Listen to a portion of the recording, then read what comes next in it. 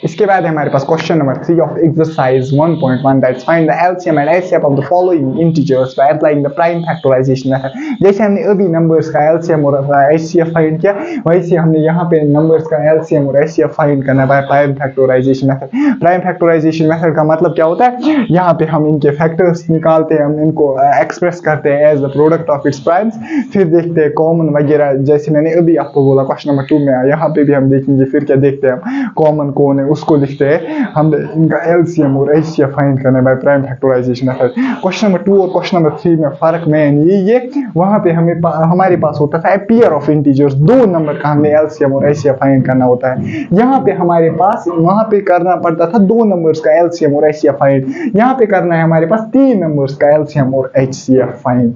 जरा मुझे बता, part number 1 is 12, 15 and 21। 12, 15 and 21 are the 3 integers. मुझे इनका एलसीएम बताना है और मुझे इनका एचसीएफ बताना है। जरा मुझे जल्दी जल्दी बोल, क्या तू डायरेक्ट लिखेगा एलसीएम? ना सर, पहले हम इनके फैक्टर्स निकालेंगे। जरा मुझे बता, यहाँ पे 12, 2 6 आर, 2 3 आर, 3 1 आर खुद ही हुआ। जरा मुझे बता 15 के फैक्टर, जल्दी जल्दी बता, 3 5 आर, 5 1 आर। जरा मुझे बता 21 के फैक्टर्स, इसको एक्सप्रेस करें as a product of its prime, that is 3 7 are, 7 1 are. That means prime factorisation method से हम कैसे एलसीएम और एचसीएफ फाइंड करते हैं, पहले इन तीनों के फैक्टर्स हमने निकाले, फिर हम लिखते हैं इन तीनों को एज द एक्सप्रेस करते हैं as the product of its prime, that is 2 into 2 into 3। 15 को लिखेंगे that's 2 into what we call as 3 into 5, sorry, और 21 को लिखेंगे हम 3 into 7। जरा मुझे बता फिर एलसीएम और एचसीएफ कैसे निकालते हैं। पहले कॉमन देखते हैं। मुझे बता यहाँ 2 है, यहाँ पे एक इंपॉर्टेंट है, अगर 2 में कॉमन होगा बेटा वो नहीं है, कॉमन यहाँ पे आएगा। तीनों में कॉमन होना चाहिए, तीनों में सेम होना, वो नंबर प्रेजेंट तीनों में होना चाहिए, तभी आप उसको कॉमन निकाल सकते हो। जैसे यहाँ पे 3 यहाँ पे भी है, 3 यहाँ पे भी है, 3 यहाँ पे भी है, देख 3 यहाँ पे भी है, 3 यहाँ पे भी है, 3 यहाँ पे भी है, ये कॉमन आएगा। 7 यहाँ पे है, 5 यहाँ पे है, 2 यहाँ पे, और कोई मुझे नहीं दिख रहा है कॉमन है। अगर 3 ही जितना कॉमन है, जरा मुझे जल्दी जल्दी बताओ what is the HCF. HCF क्या होगा? 12, 15, 21 का। एचसीएफ में हम क्या देखते हैं, बिल्कुल अभी की तरह जैसे हम 2 में निकालते थे, 3 में भी वही प्रोसीजर है।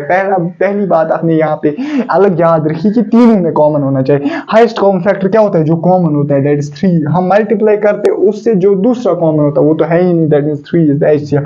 अब एलसीएम, एलसीएम सिंपली सर वही तरीका, 12, 15, 21 का एचसीएफ क्या होगा? जरा मुझे बता, तीनों में क्या है कॉमन? 3। दैट मींस इन तीनों के बदले में 1 लिखूंगा। फर्क यही है, वहां पे मैं 2 के बदले 1 लिखता था बेटा, यहाँ पे मैं तीनों के बदले 1 3 लिखूंगा। उसके बाद यहाँ पे बचा 3, यहाँ पे लिखूंगा। इसके बाद यहाँ पे बचा 2, यहाँ पे बचा 2, खत्म बात। यहाँ पे बचा 5, खत्म बात। यहाँ पे बचा 7। दैट मींस यहाँ पे जरा उसको सॉल्व करो। 7 5 35, 35 2 are 70, 72 are 140, 143 are 420. That means 420 will be the LCM of the 3 numbers. And HCF क्या होगा 3 numbers का? That is 3. That means LCM भी हमने find किया, HCF भी हमने find किया by prime factorization method. Second part, जरा मुझे बता 17, ये easy part है। जरा मुझे बताओ, चूंकि 17 एक हमारे पास क्या नंबर है? Prime number. दैट मींस इसके 2 ही फैक्टर्स होते हैं, 17 और 1। 23 हमारे पास प्राइम नंबर, इसके 2 ही फैक्टर्स होते हैं, 23 और 1। Similar is the case 29। 29 के भी 2 ही फैक्टर्स होंगे, 29 और 1। जरा मुझे बताओ फिर क्या हम लिखते हैं? 17 इज इक्वल टू 17 into 1। जरा मुझे बता 17 के कौन से 2 फैक्टर्स? 17 को मुझे एक्सप्रेस करना है as a product of its prime, that is 17 into 1। 23 को मुझे एक्सप्रेस करना है as a product of its prime, that's 23 into 1। 29 को हमने एक्सप्रेस करना है as a product of its prime, that's 29 into 1।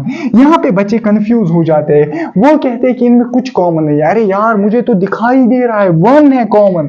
जिसमें कुछ कॉमन नहीं होगा उसमें 1 होता है। सर यहाँ पे क्यों तू 1 को कॉमन नहीं लेता? देख मसला समझ, जिसमें कुछ भी कॉमन नहीं होगा उसमें होता है 1 कॉमन। हालांकि 1 कॉमन हम यहां से नहीं लेते, 1 यहां ही पे होता है कॉमन, है ना। 17 भी इसका फैक्टर 1 भी फैक्टर, 23 भी इसका फैक्टर 1 भी फैक्टर, 29 भी इसका फैक्टर 1 भी इसका फैक्टर है। दैट मींस तीनों में कॉमन क्या है? वन। बहुत सारे बच्चे सोचते हैं इनमें कुछ नहीं कॉमन है, तो HCF जीरो होगा। अरे यार HCF जीरो नहीं, वन होगा HCF। क्यों? क्योंकि यहाँ पे मतलब आपको लगा फैक्टर्स में कुछ नहीं कॉमन है, दैट इज वन। हालांकि हम इसको लिख सकते हैं 17 into 1। सर यहाँ पे क्यों नहीं हम लिखते हैं 2 into 2 into 3 into 1? वन भी है ना फैक्टर, हाँ ऑब्वियसली है। 2 3 into 5 into 1, हम क्यों नहीं फिर वन को कॉमन निकाल? अरे बुद्धू देख यहाँ पे, अगर तू वन को कॉमन निकालेगा यहाँ पे भी, यहाँ पे भी, यहाँ पे भी, HCF आएगा एक तो 3 कॉमन है into 1, वो भी आएगा 3 ही। LCM आएगा एक तो 3 कॉमन वाला, दूसरा 1, अगर 3 को 1 से मल्टीप्लाई करेंगे वो भी आएगा 3। दैट मीन्स यहाँ पे 1 लिखना कोई, यहाँ पे 1 लिखने का कोई फायदा नहीं आएगा, लेकिन यहाँ पे 1 लिखना पड़ता है क्योंकि यहाँ पे 1 ही जितना। अरे सिंपली याद है, अगर 1 कॉमन मतलब 1 ही जितना कॉमन है तो लिखना पड़ेगा। अगर 1 के अलावा कुछ भी कॉमन है तो उस 1 को इग्नोर ऑफ करो, क्योंकि उस 1 से फिर फर्क नहीं पड़ने वाला। यहाँ पे तो लिखना पड़ेगा। यहाँ पे तो HCF, मुझे बताओ HCF जो तीनों का होगा दैट विल बी 1 17 20 19 एंड 17 23 और 29। हाँ 17 23 29 है, 29 इज इक्वल टू 1। मुझे बता LCM, जरा LCM क्या होगा 17 23 और 29 का। हाँ यहीं पे मैं बोल रहा था, देख तू अगर 1 है ना कॉमन, 1 आया ना सब जगह कॉमन, तो मैं 1 के बदले एक ही लिखूंगा, चाहे मैं इसको लिखूं या न लिखूं, क्योंकि मल्टीप्लीकेशन में है। जब मैं 1 में किसी 1 को मैं जब किसी भी नंबर से मल्टीप्लाई करता हूँ वो आता है number he. That means 1 into first I will see that whether the bike is working or not।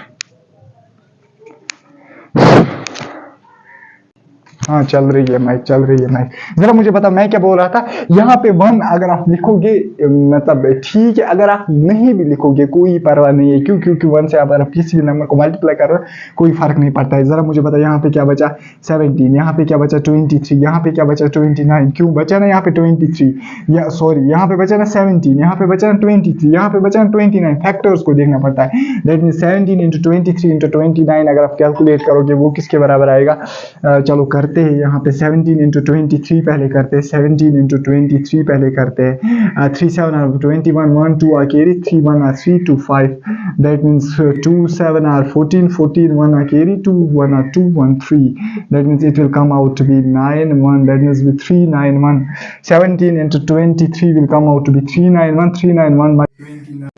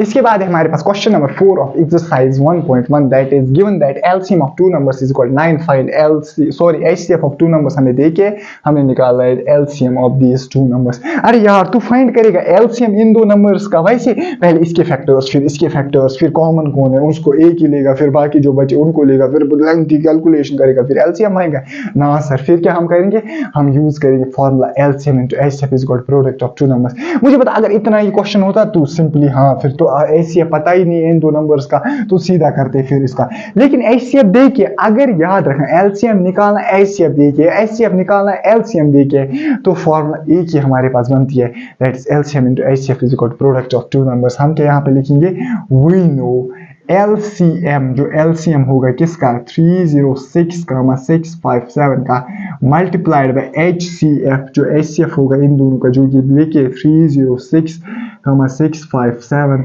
Is equal to product of two numbers. दो नंबर्स कौन सा है 306 इंटू 657।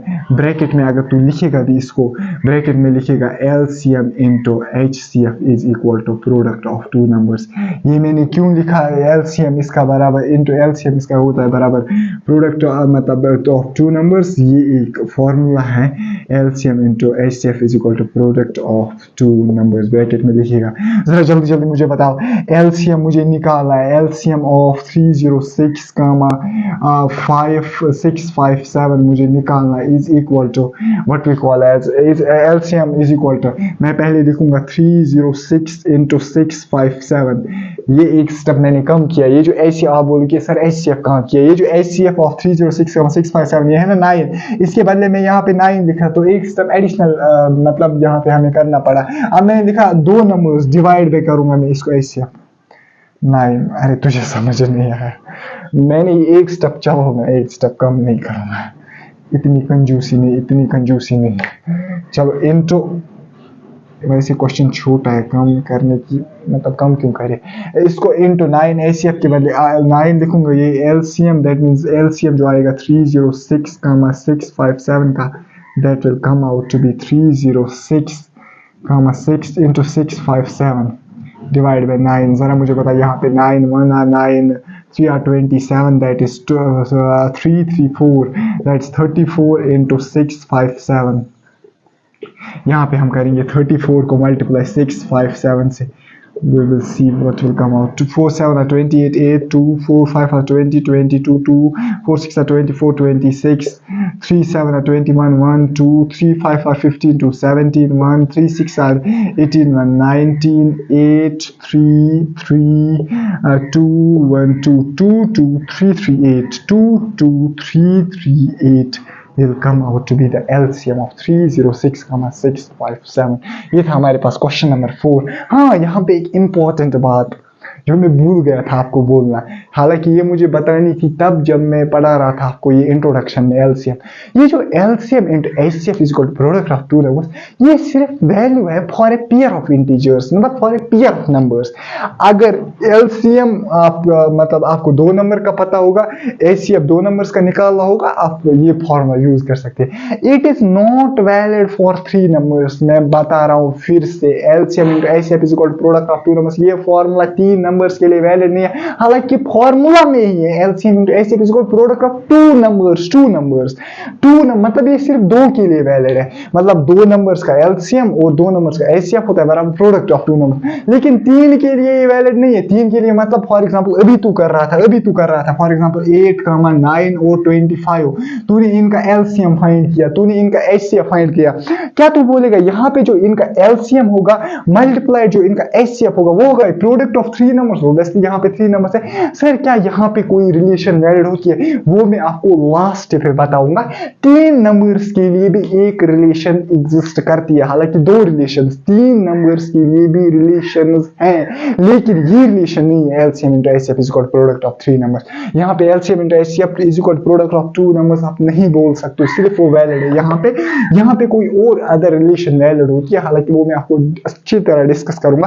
आपकी बुक की जो समरी है ना उसमें दी गई है वो रिलेशन, तो मेरा यहाँ पे डिस्कस करना तो बनता है। यहाँ पे उसको मैं यहाँ पे डिस्कस करूंगा। लेकिन एक पॉइंट याद करना, 3 के लिए वैलिड ये रूल नहीं है। मैं यहाँ पे क्वेश्चन नंबर 5 को लिखता हूँ फिर हम इसको डिस्कस करते हैं। इसके बाद है हमारे पास क्वेश्चन नंबर 5। क्वेश्चन नंबर 5 है check whether 6 raised to power n can end with digit 0 for any natural number n। हमें देखना है क्या 6 raised to power n where n is a natural number, क्या ये एंड हो सकता है विद डिजिट 0। क्या तूने इस क्वेश्चन को पहली बार देखा है? ना सर, एग्जाम्पल 1 जो आपने कराई वो तो पूरी बेस्ड थी इसी पे, वो तो बिल्कुल 100% हूबहू ऐसी थी, लेकिन वहां पे था 4 raised to power n, यहाँ पे हमने देख रहे हैं 6 raised to power n। क्या 6 raised to power n and हो सकता है विद डिजिट 0? इसके कहने का मतलब है जैसे 6 raised to power n first natural number is 1 that is equal to 6, ये एंड नहीं हुआ 0 पे। 6 raised to power 2 that is 36, ये नहीं एंड हुआ 0 and so on. 6 raised to power 3 will come out to be another number, ये end हुआ 6 पे, ये भी एंड हुआ 6 पे। ऐसे ही हमें बताना है कि n का क्या कोई ऐसा वैल्यू होगा जिस पे जो 6 raised to power that value, ये जो एंड होगा किसके साथ? With digit 0। वंस अगेन मैं बोल रहा हूँ, this is one of the beautiful applications of fundamental theorem of arithmetics. Sir क्यों? क्योंकि अगर आपको देखना है कि एंड होगा ये 0, फिर तो आपको 6 के मतलब नेचुरल नंबर्स तो करोड़ मतलब इन्फिनाइट है, फिर आपको इन्फिनाइट पे देखना है कि ये एंड होगा विद 0 कि नहीं। इसके लिए हम यूज करते हैं फंडामेंटल थ्योरम ऑफ अर्थमेटिक्स। कैसे यूज करते हैं वो भी मैंने आपको बोला है, यहाँ पे मैं लिखूंगा। देखो कैसे मैं लिखूंगा, इफ अगर 6 raised to power n, if 6 raised to power n will end with the digit 0, ये जो नंबर है if the number ऐसे लिखना है, if the number 6 raised to power n will end with the digit 0, अगर 6 raised to power n जो number है ये एंड करेगा किसके साथ? डिजिट 0 के साथ। मतलब जो क्वेश्चन कह रहा है फॉर सम नेचुरल नंबर, किसी नेचुरल नंबर के लिए, मैं कह रहा हूं अगर 6 raised to power n जो है वो एंड करेगा विद डिजिट 0 फॉर सम, किसी भी नेचुरल नंबर के लिए, 1 के लिए, 2 के लिए, 3 के लिए, किसी भी नेचुरल नंबर के लिए मैं मान रहा हूं कि अगर ये एंड करेगा डिजिट 0, मतलब digit 6 raised to power number n जो नंबर है it will and with digit 0।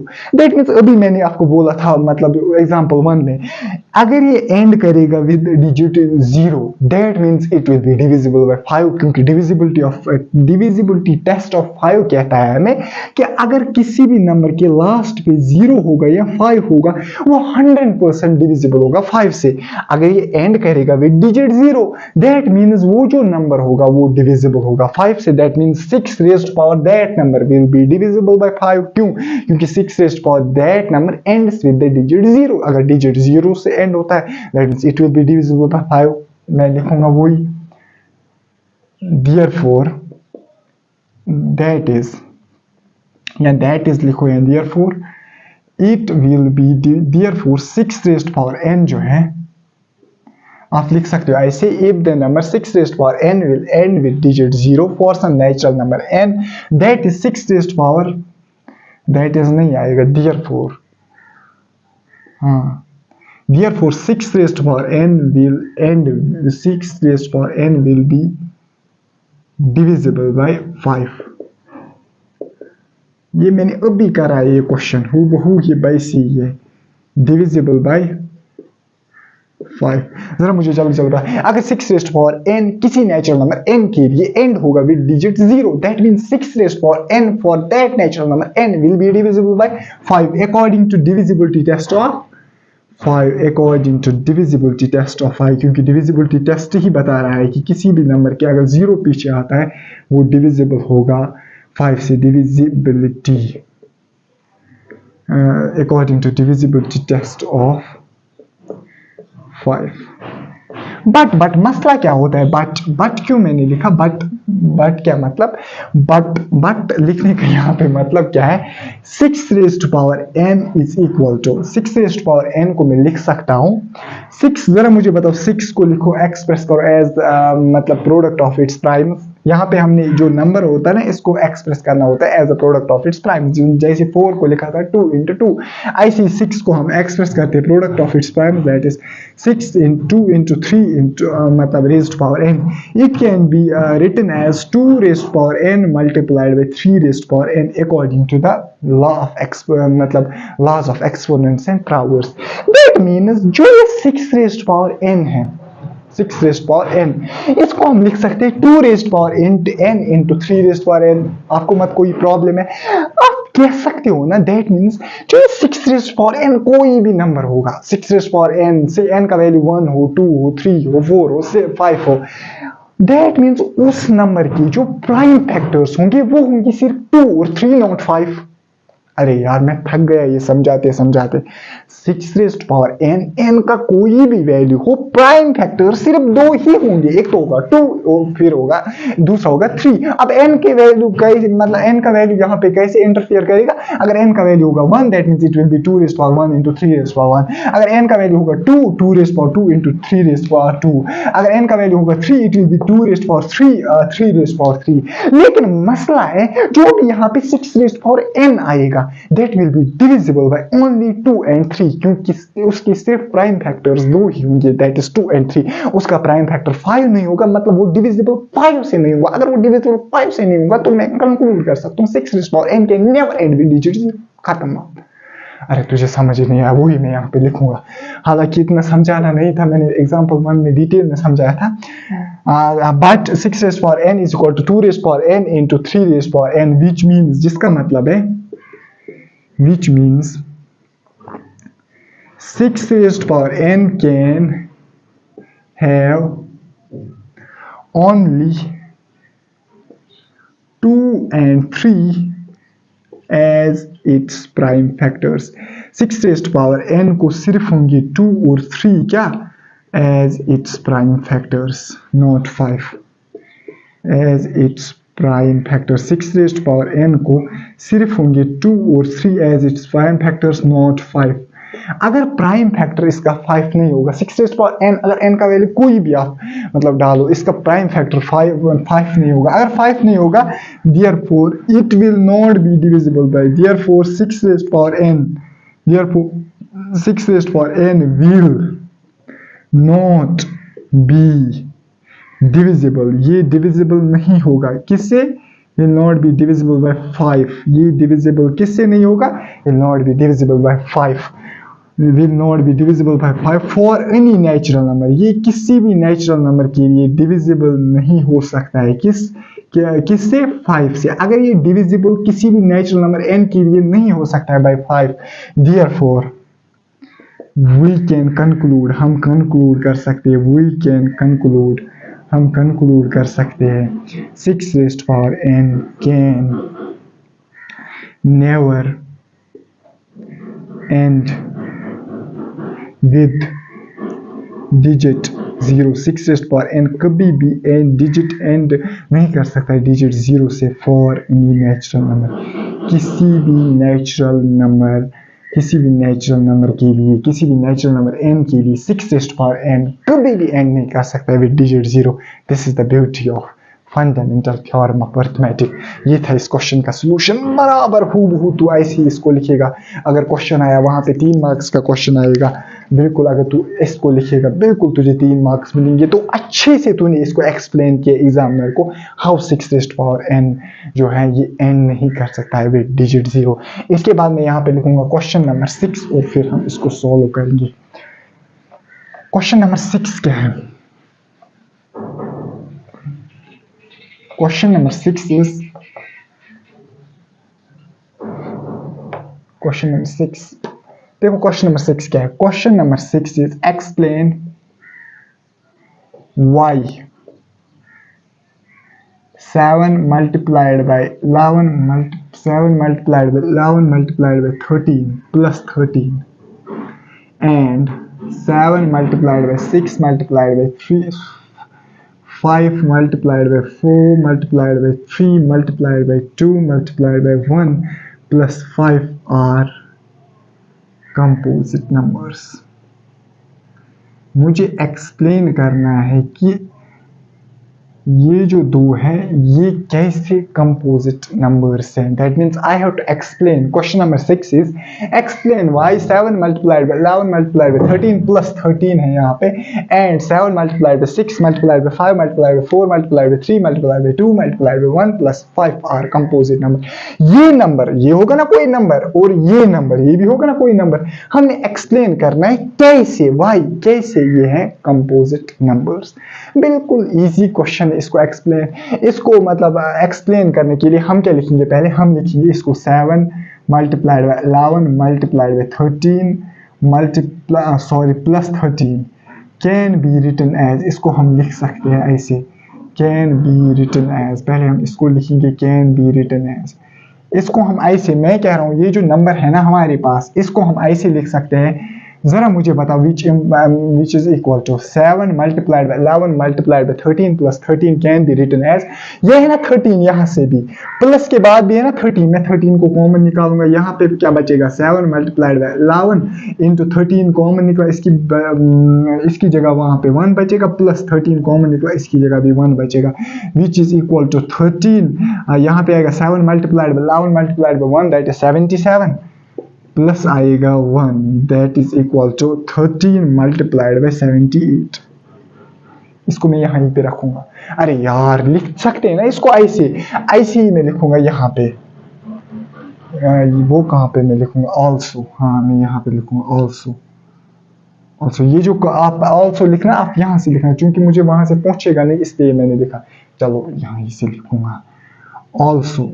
Also ये जो है ना 7 multiplied by 6 multiplied by 5 multiplied by 4 multiplied by 3 multiplied by 2 multiplied by 1 plus 5 can be written as. इसको भी हम लिख सकते हैं कैसे, can be written. Simply simplify करना है इसको, ये तो बच्चे को भी आएगा. यहाँ पे 5 आएगा कॉमन, वहाँ पे 13 आया था कॉमन, यहाँ पे 5 आएगा, यहाँ पे बचेगा 7 मल्टीप्लाइड 6 मल्टीप्लाइड 4. 5 की जगह 1 आएगा, चाहे तू इसको लिख या न लिख आपकी मर्जी है.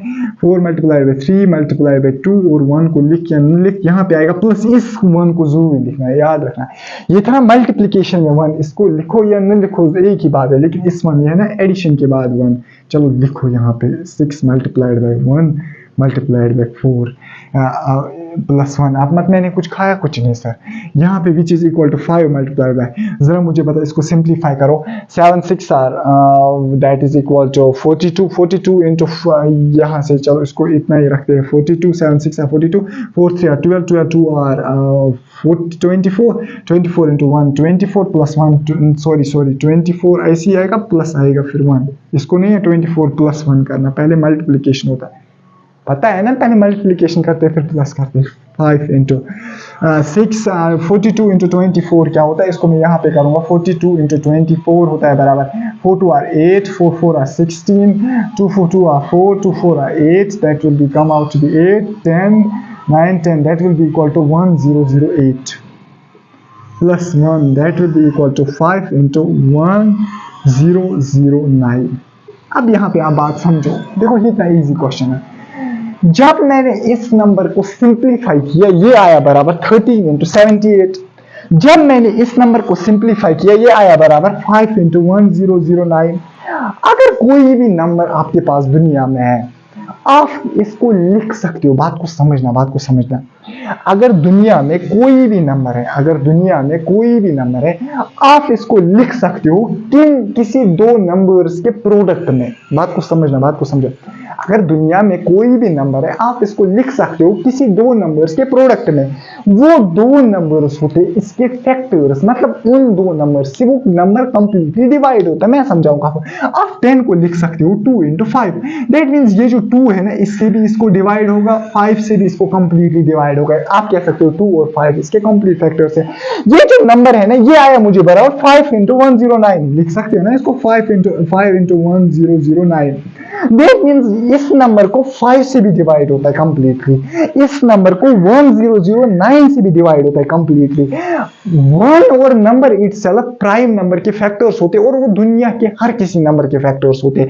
इस नंबर का एक तो होगा 1, वो तो पता ही है. दूसरा होगा नंबर इटसेल्फ, वो तो पता ही है. लेकिन उसके अलावा इस नंबर के दो फैक्टर्स हैं. दैट इज 5 इंटू, यही दो नहीं है, इसके अदर फैक्टर्स भी हो सकते हैं. लेकिन हमने प्रूव किए ना उन लेकिन वन एंड नंबर इटसेल्फ के अलावा ये दो फैक्टर्स भी है उस नंबर के, that means this composite number similar is the case with here.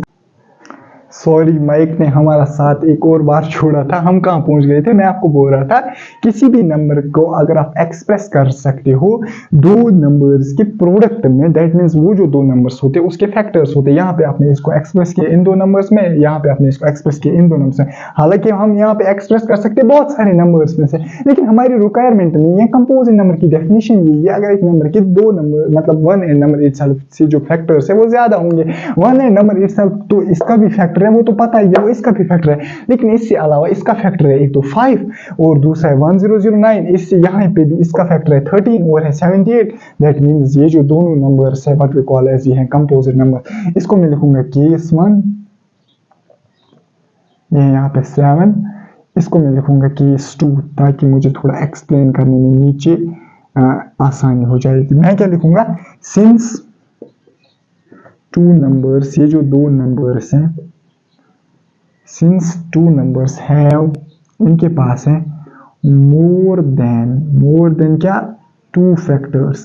Since ये जो नंबर्स हमारे पास हैं इनके पास है दो से ज्यादा फैक्टर्स, ये नंबर और ये नंबर इनके पास है सो दो फैक्टर्स कौन से होते हैं, दो फैक्टर्स कौन से होते हैं, one and number itself, that is in first case, in case one में कौन से इनको मतलब दो फैक्टर्स, मतलब केस वन में दो फैक्टर्स के अलावा इसके कौन से फैक्टर्स है, एक तो that is in case one 13 and 78। Case one में जो मैंने दिया, केस वन जो जिसको मैं मतलब इसको मैंने केस वन नाम दिया, केस वन में इसके जो दो फैक्टर्स से अलावा फैक्टर्स है that is 13 and 78। And in case second में इसके जो फैक्टर्स है दैट इज केस टू में इसके जो फैक्टर्स है मतलब टू फैक्टर्स के अलावा दैट इज 15 एंड यहाँ पे लिखेंगे 1009। देयरफॉर ये जो नंबर्स है, देयरफॉर द टू नंबर्स, जो ये दो नंबर्स हैं, जो दो नंबर्स हैं are composite numbers, composite numbers क्या होते हैं, जिनके दो से ज्यादा फैक्टर्स होंगे, वन एंड नंबर इटसेल्फ से जिनके जो दो से ज्यादा आर कंपोजिट नंबर्स।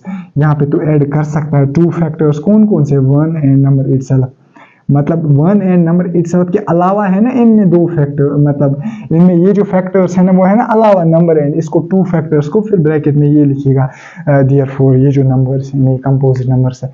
इसके बाद मैं लिखूंगा यहाँ पे क्वेश्चन नंबर 7, उसको हम फिर यहाँ पे सॉल्व करेंगे। इसी के साथ हमारी जो एक्सरसाइज है 1.1 ये खत्म होती है। इसके बाद है हमारे पास क्वेश्चन नंबर 7 ऑफ एक्सरसाइज 1.1 और यही है लास्ट क्वेश्चन इस एक्सरसाइज का, that is there is a circular path around a sports field. Sonia takes 18 minutes to drive one round of the field while Ravi takes 12 minutes for the same.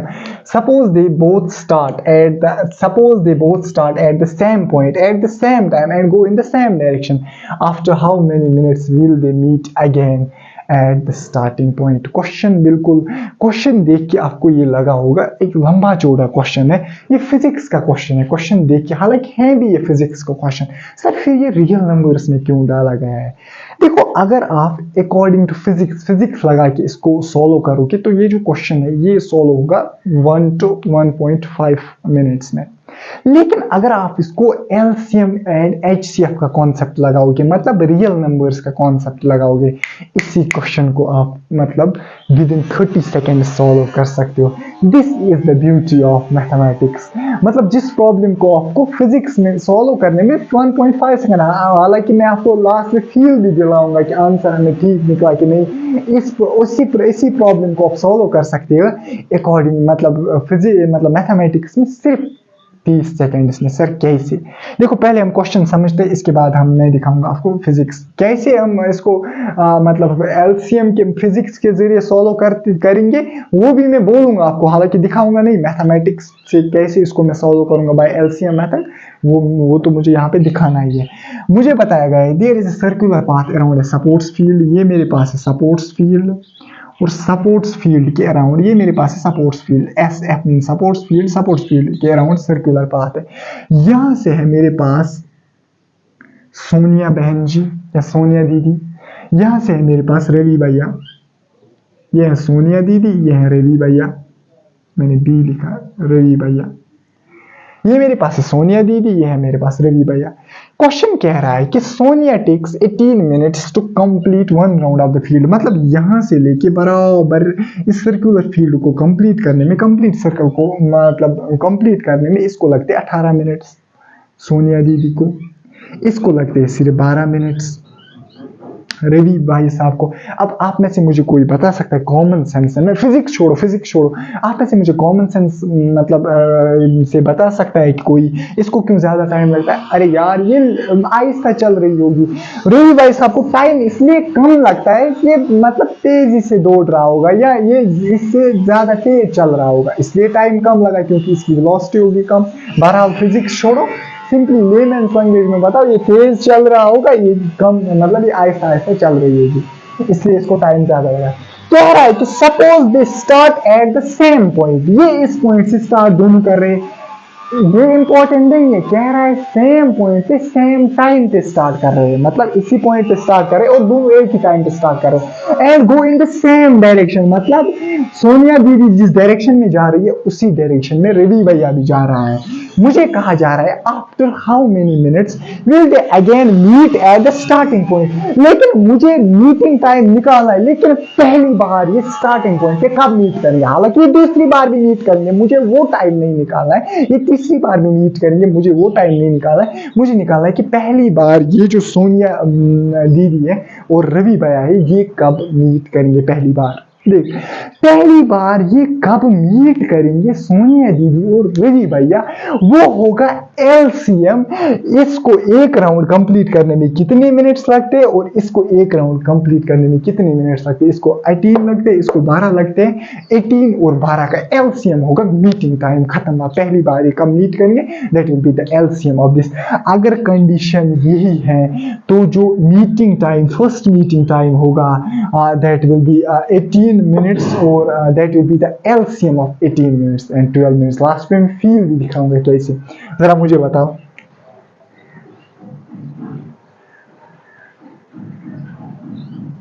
मैं लिखूंगा इसको ऐसे,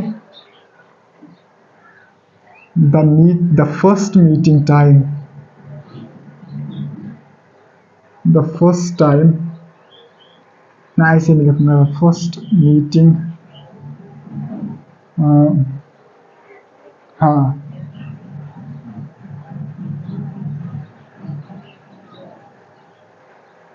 ऐसे मैं लिखूंगा minutes after which Sonia and Ravi will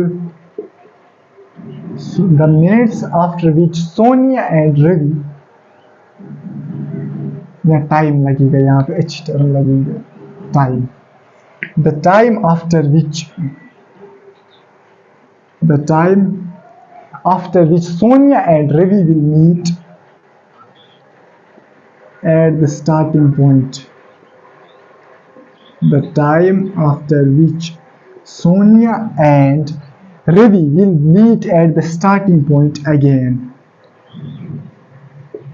is given by, किससे दिया गया है, is given by the LCM of, LCM किसका, LCM of the times they take to complete one round। खत्म बात, ये परफेक्ट लाइन बन गई।